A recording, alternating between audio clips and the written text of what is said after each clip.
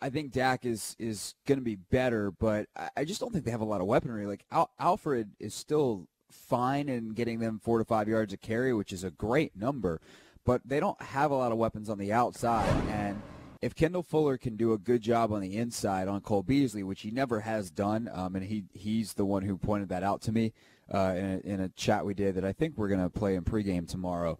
But Kendall basically said, I'm 0 for 2. He missed the first game last year. The first Dallas game last year is what got Kendall the job because the guy who's playing, whose name is now escaping me, Deshaun Phillips, he was so bad in that game that they're like, we got to play the rookie. We don't care if he's not 100%.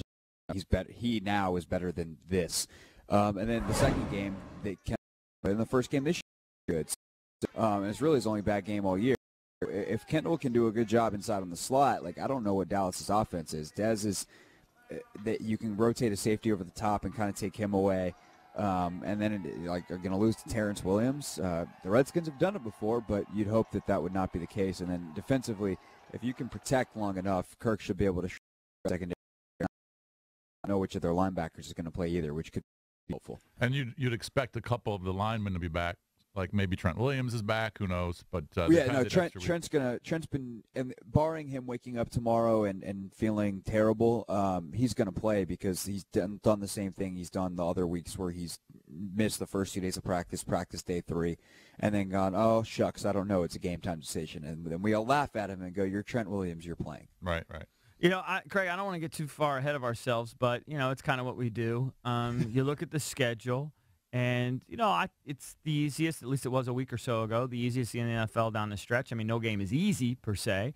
I think they've done this before. I think the likelihood of them pulling off 5 straight is maybe 20% or so. But if they can get through this game, which they really should, I think the game that can trip them up the most is the Charger game. I mean, what is the likelihood you think they can actually pull this off? Because let's not kid ourselves. They have to get to 10 wins. 9's not going to cut it. I do think, though, that it's in the realm of possibility. I put it at maybe 20%, but I do think they can do this.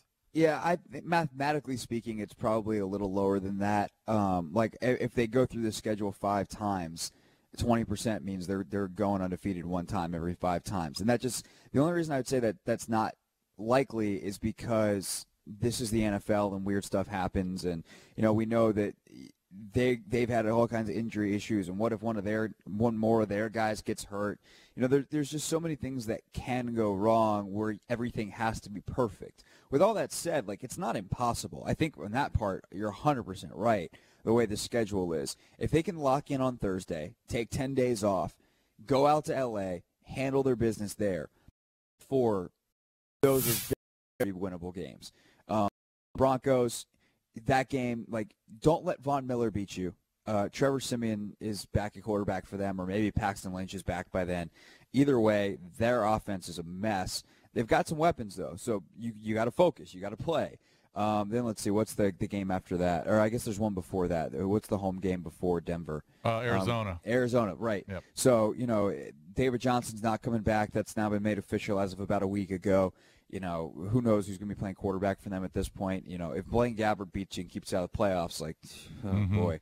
And then, obviously, the Giants are an unmitigated disaster of a dumpster fire with kerosene involved. Oh, that's a win. That's an absolute possibly win. Some kind of bomb going off. What they're doing right now is disgusting.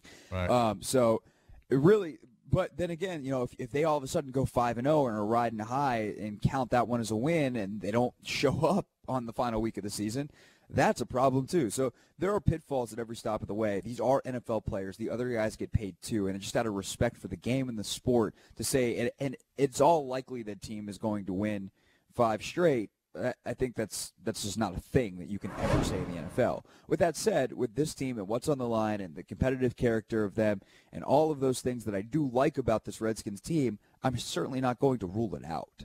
Craig, we saw and on Cowboys secondary on Thanksgiving. Rivers goes over 400. Keenan Allen has a career day, 172 yards receiving.